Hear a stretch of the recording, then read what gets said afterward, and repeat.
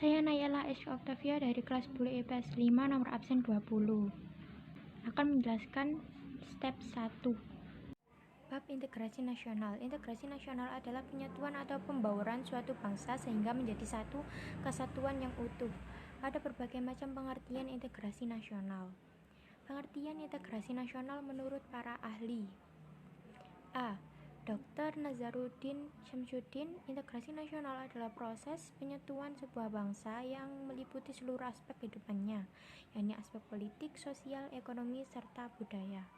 B. Howard Wiggins, integrasi nasional merupakan penyatuan bagian yang terpisah dari masyarakat menjadi kesatuan atau keseluruhan yang lebih utuh dan memadukan seluruh masyarakat kecil yang jumlahnya banyak menjadi satu kesatuan bangsa.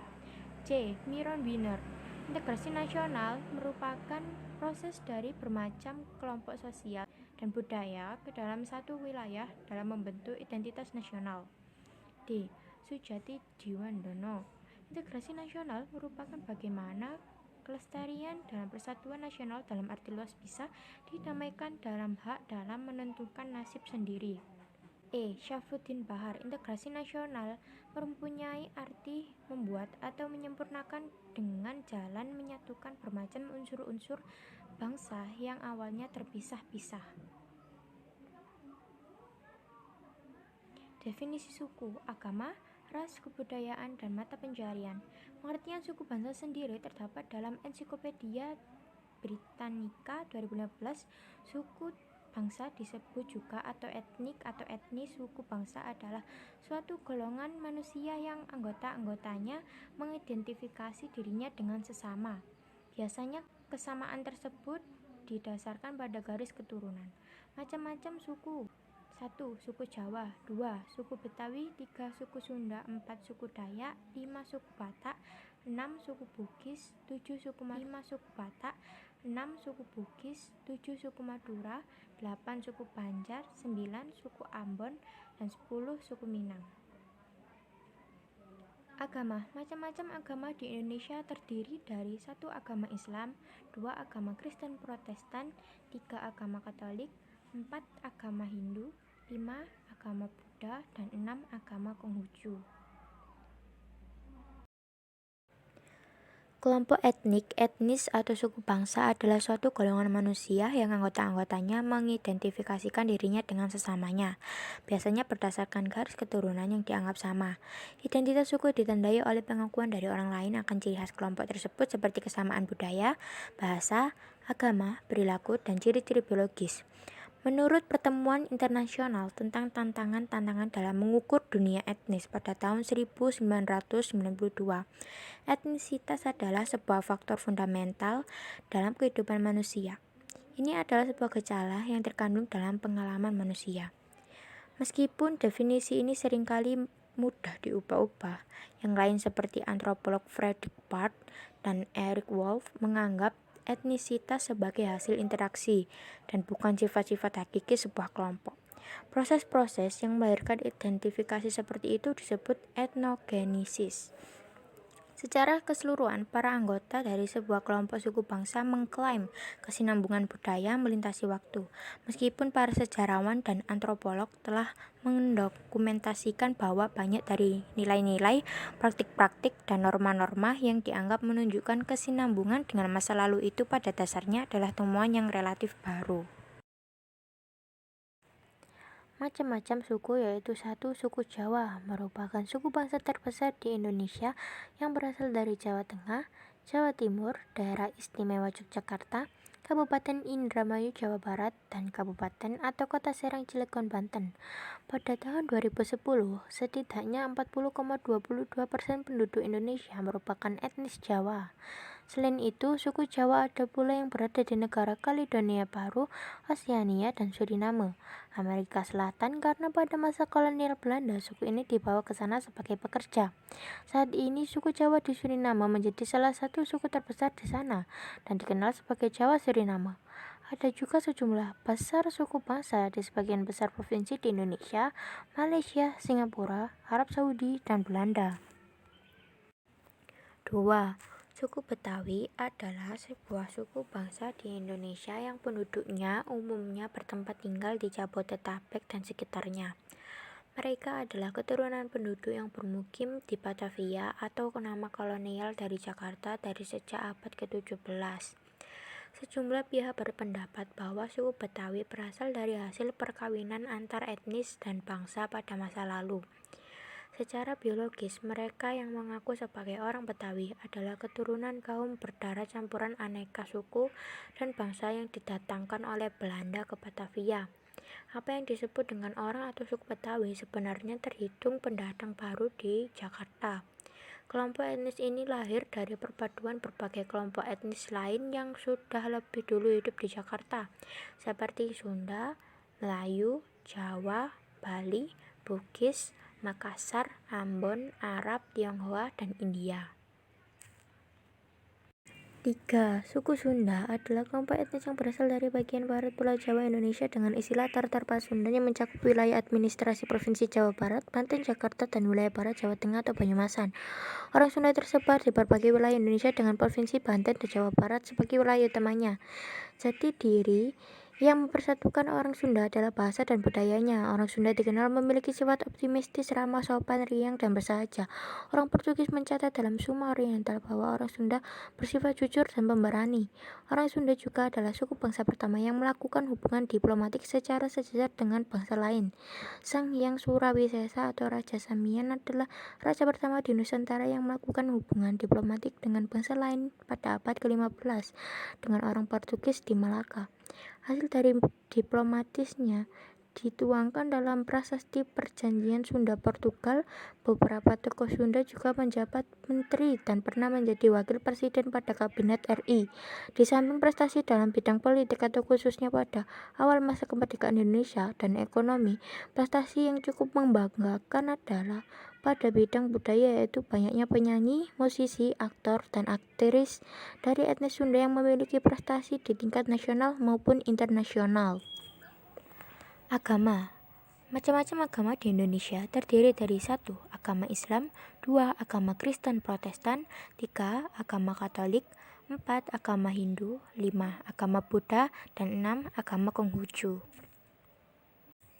Ras. Pengertian ras adalah suatu sistem klasifikasi yang digunakan untuk mengkategorikan manusia dalam populasi atau kelompok besar dan berbeda melalui ciri fenotip, asal-usul geografis, tampang jasmani, dan kesukaan yang terwarisi.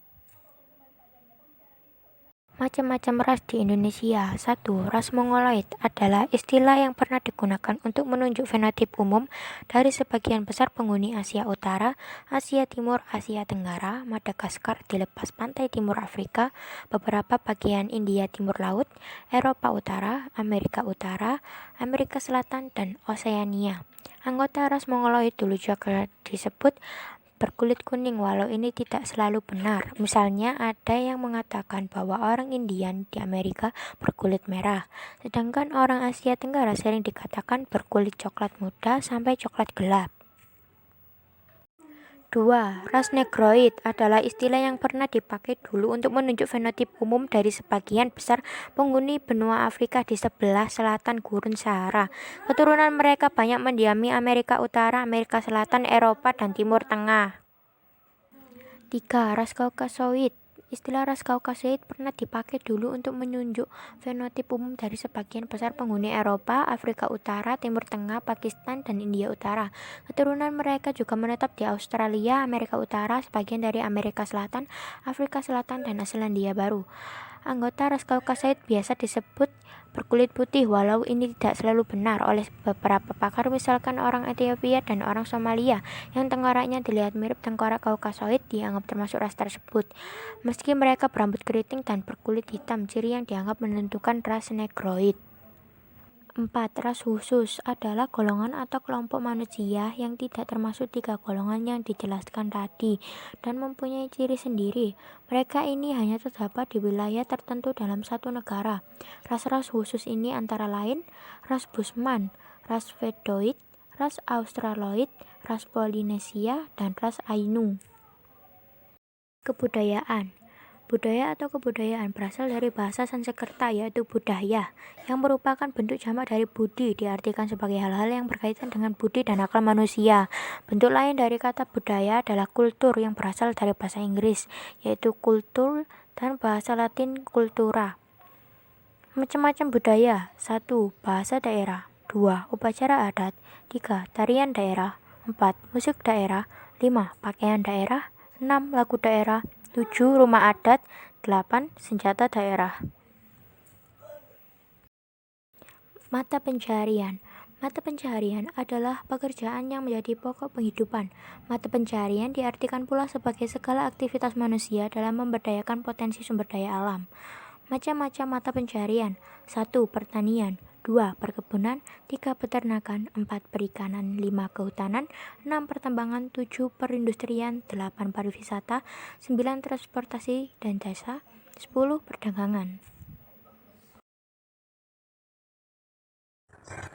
Step 2. Kondisi masyarakat Indonesia terhadap keberagaman sara di Indonesia saat ini.